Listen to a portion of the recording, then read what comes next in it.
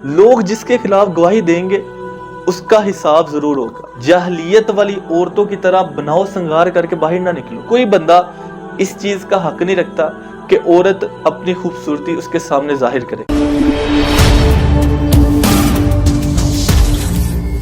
ایک بندہ ہے جس کا کوئی گناہ، جس کا کوئی عیب غلطی وہ لوگوں کے سامنے نہیں آتی، اس کے گناہ کے معافی کے چانسز 99% ہوتے ہیں، لیکن ایک شخص جس کا گناہ سرعام لوگوں کے اندر ہے اس کے معافی کے چانسز اتنے ہی کم ہو جاتے ہیں، کیونکہ اس کے خلاف گواہیاں زیادہ ہوتی ہیں۔ لوگ جس کے خلاف گواہی دیں گے اس کا حساب ضرور ہوگا، الا کہ اللہ تعالیٰ نہ چاہیں۔ اللہ تعالیٰ قرآن مجید میں فرماتے ہیں وَقَرْنَ فِي بُيُوتِكُنَّ وَلَا تَبَرَّجْنَ تَبَرُّجَ الْجَاهِلِيَّةِ الْأُولَى، اور اپنے گھروں میں ہی رکی رہو، جاہلیت والی عورتوں کی طرح بناؤ سنگار کر کے باہر نہ نکلو۔ آپ اگر اب آبزرو کرتے ہیں، دیکھتے ہیں، مشاہدہ کرتے ہیں تو گھر میں عورت سارا دن بغیر میک اپ کے اپنے خامد کے سامنے پھرتی رہے گی، لیکن بازار جانا ہے، ڈاکٹر کے پاس جانا ہے یا کہیں کسی بھی آؤٹنگ پہ جانا ہے تو میک اپ کرنا ہے۔ خوبصورتی لوگوں کے لیے ہوئی، حالانکہ خوبصورتی کا حق صرف اور صرف اسلام کی روشنی میں خامد کے لیے ہے۔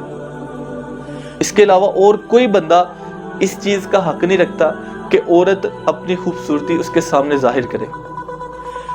خامد کے سامنے جتنا انسان، عورت جتنا میکسیمم تیار ہو سکتی ہے، جتنا میکسیمم اپنے آپ کو خوبصورت بنا سکتی ہے، بناؤ سنگار کر سکتی ہے، اس کو کرنا چاہیے۔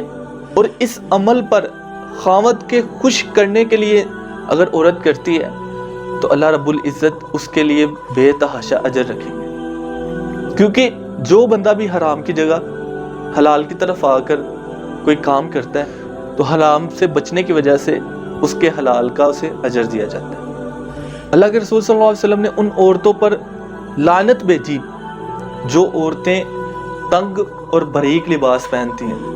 اگر آپ اس چیز کا بھی مشاہدہ کریں، ہمارے میڈیا پر جتنے بھی یہ ایپس ہیں، جتنی بھی یہ شارٹس کلپ بنتے ہیں، ان میں اگر آپ دیکھیں، نوٹ کریں تو کیا یہ چیز نہیں ہے؟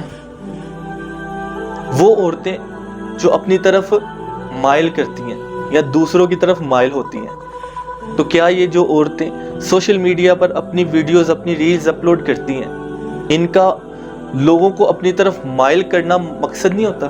کیا ان کا ویڈیو بنانے کا، اپنا آپ ظاہر کرنے کا یہ مقصد نہیں ہوتا کہ لوگ ہمیں دیکھیں، لوگ ہمیں فالو کریں؟ وہی فالوورز، وہی سارے جو ان کو آج فالو کرتے ہیں، وہی کل کو ان کے خلاف اٹھ کر اللہ کے حضور گواہی دیں گے۔ اور خوشبو لگانے والی عورت، جو آج خوشبوئیں ہر طرف سے، ایک عورت گزر جائے تو 5 منٹ تک اس کے پیچھے سے خوشبوئیں آتی رہتی ہیں۔ خوشبو لگانے والی عورت کے بارے میں اللہ کے رسول صلی اللہ علیہ وسلم نے فرمایا قضا و قضا۔